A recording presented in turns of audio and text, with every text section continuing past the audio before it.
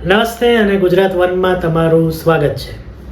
આજે આપણે વાત કરીશું 2 દિવસથી જે ખૂબ ચર્ચામાં છે એ LIC અને અદાણીની વાત. આપણે જાણીએ છીએ કે ગૌતમ અદાણી જે ગુજરાતના જ નહીં પરંતુ આખા ભારતના ખૂબ મોટા ઉદ્યોગપતિઓમાં સ્થાન પામે છે. પહેલાં હિન્ડેનબર્ગ અને હવે બીજી બધી સંસ્થાઓ ગૌતમ અદાણી અને અદાણી ઇન્ડસ્ટ્રીઝ કે અદાણી જે ગ્રુપ ઓફ કંપનીઝ છે એની પાછળ પડી ગઈ છે. એ કેમ પાછળ પડી ગઈ છે એના કારણો આપણે પછી જાણીશું, પણ અત્યારે આ શું ચાલી રહ્યું છે એના વિશે થોડી માહિતી મેળવીએ. લગભગ 1 દિવસ પહેલાં વોશિંગ્ટન પોસ્ટ, જે અમેરિકાનું માતબર અખબાર કહેવાય છે અને એમેઝોનના જેફ બેઝોસ જે એના માલિક છે, એણે એક ન્યૂઝ આઇટમ છાપી. એમાં એવું લખ્યું હતું કે ભારતના $3.9 બિલિયન મોદીએ, એટલે કે મોદીની જે LIC છે એણે અદાણીને આપી દીધા. હવે આ આખો આર્ટિકલ જોઈએ તો રવિ નાયર કરીને એક વ્યક્તિ છે, એણે આ આર્ટિકલ લખ્યો છે. એમાં આખો આર્ટિકલ જોઈએ ને તો ક્યાંય એવા પ્રૂફ આપવામાં નહોતા એવા કે આવું કંઈ થયું હોય. તો મૂળ વાત શું હતી?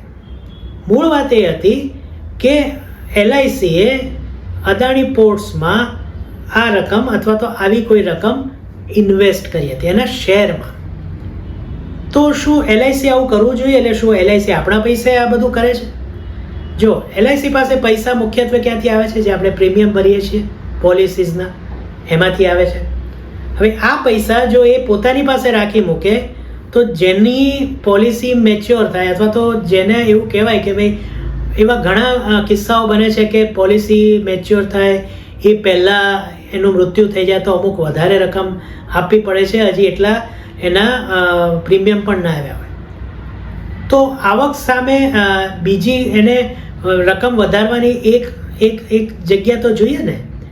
એટલે LIC ઘણી બધી જગ્યાએ રોકાણ કરે છે, જેમાં સરકારી સંસ્થાઓ એટલે કે જેને PSU કહેવાય એ પણ સામેલ છે. એમાં આ LIC પણ આવી ગયું. તો આપણે આ એક સ્લાઇડ જોઈએ જેમાં આપણે જોઈએ કે LIC ક્યાં ક્યાં રોકાણ કરે છે. આ સ્લાઇડમાં આપણે 2-4 કંપની લઈશું. આમ તો ઘણી બધી કંપનીઓ છે, પણ એમાં HPCL પણ છે, એશિયન પેઇન્ટ્સ છે, ટાટા છે, એરટેલ છે, SBI છે, રિલાયન્સ છે, ઇન્ફોસિસ છે, JSW છે. આ બધી કંપનીઓમાં LIC રોકાણ કરે છે. પણ વોશિંગ્ટન પોસ્ટે શું લખ્યું? અદાણીને આપી દીધા. આપી નથી દીધા, ફક્ત રોકાણ કર્યું છે. અને એ પણ અદાણી પોર્ટ્સમાં, જે અત્યારે સૌથી મહત્ત્વનું ક્ષેત્ર જે પોર્ટ્સનું છે એને લગતી આ કંપની છે.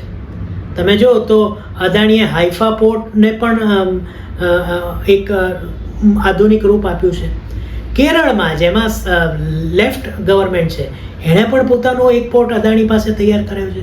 શ્રીલંકાનું એક પોર્ટ અદાણીએ તૈયાર કર્યું છે. તો આવા તો અદાણી કેટલા બધા પોર્ટ્સ કરે છે. અને આ જે પોર્ટ્સ બનાવવાની જે આખી વિધિ છે ને એ 10 વર્ષ, એટલે કે આ જે રોકાણ છે એ લગભગ લાંબા ગાળાનું રોકાણ હોઈ શકે છે. એટલે 10 વર્ષના લાંબા જે વિચાર છે એને અનુલક્ષીને આ રોકાણ કરવામાં આવ્યું છે. પરંતુ વોશિંગ્ટન પોસ્ટે આખી વસ્તુ બદલી નાખી અને પછી જેમ થાય છે એમ અહીંયા કોંગ્રેસ, લેફ્ટ અને એમની ઇકોસિસ્ટમ નાચવા લાગી.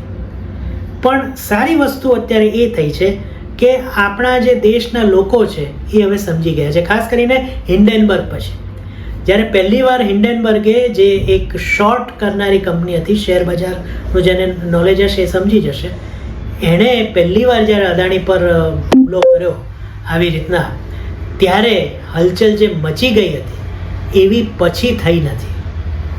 જ્યારે બીજી ત્રીજી વાર આવું થયું ત્યારે લોકો સમજી ગયા અને અદાણીના શેર 1-2 દિવસ ઘટ્યા પછી અચાનક વધવા લાગ્યા હતા. અને એને કારણે એવું બન્યું છે કે હિન્ડેનબર્ગ સાવ બંધ થઈ ગઈ, એણે દેવાળું ફૂંક્યું. તો જે પ્રમાણે હિટ જોબ થઈ રહ્યા છે એ અદાણી ઉપર નથી, કે અદાણી જે ક્ષેત્રમાં કામ કરે છે એના ઉપર નથી.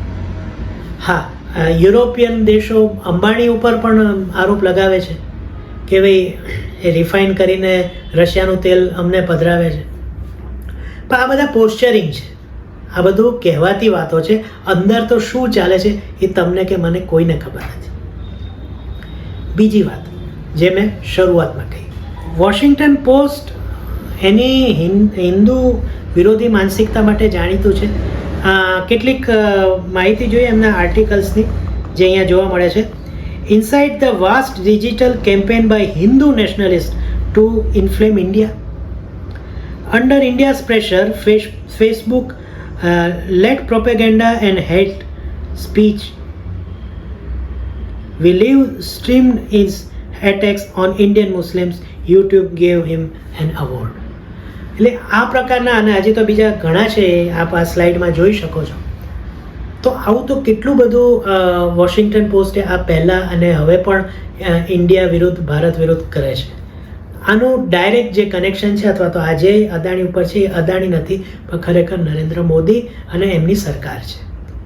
અમેરિકા, જ્યોર્જ સોરોસ અને એના જે ચટ્ટાબટ્ટા છે એ એવું ઈચ્છે છે કે ભારતની જે ધુરા છે એ નરેન્દ્ર મોદીના હાથમાંથી જતી રહે અને છેવટે એમના જે ગમતા લોકો છે એ શાસનમાં આવે એટલે એ ભારતમાં અરાજકતા ફેલાવે. અત્યારે પણ અરાજકતા ફેલાવવાનો પ્રયાસ તો ચાલુ જ છે, પરંતુ એની સામે કામ પાર પડી જાય છે. એ વખતે કદાચ એવું નહીં થાય. એટલે મૂળ જે ટાર્ગેટ છે એ મોદી, ભારત અને નરેન્દ્ર મોદી સરકાર છે. આ પ્રમાણેની વસ્તુઓ આવતી રહેશે અને LICએ બહુ જોરદાર જવાબમાંનો શબ્દોમાંનો જવાબ આપ્યો જ છે કે આ આરોપો કેમ ખોટા છે. અત્યારે મેં જેમ કીધું એમ સોશિયલ મીડિયામાં લોકો પોતાની રીતના હવે આ બધાને જવાબ આપવા માંડ્યા છે. બીજેપી, IT સેલ, સરકાર અને અદાણી તો પછી આવ્યા. એ પહેલાં લોકોએ જ આનો જવાબ આપવાનો શરૂ કરી દીધો. એટલે અત્યારે પોઝિશન એવી છે કે આ પ્રકારે જે ભારત વિરોધી વસ્તુઓ થઈ રહી છે એને ભારતીયો જ સમર્થન નથી આપતા અથવા તો એને શંકાથી નજરે જોવાનું એમણે શરૂ કરી દીધું છે. તો આ વિશ્લેષણ તમને કેવું લાગ્યું એ મને અથવા તો ગુજરાત વનને નીચે કમેન્ટમાં જરૂર કહેજો. ગુજરાત વન અત્યારે જ સબસ્ક્રાઈબ કરજો અને ફરીથી મળીએ ત્યાં સુધી જય જય ગરવી ગુજરાત.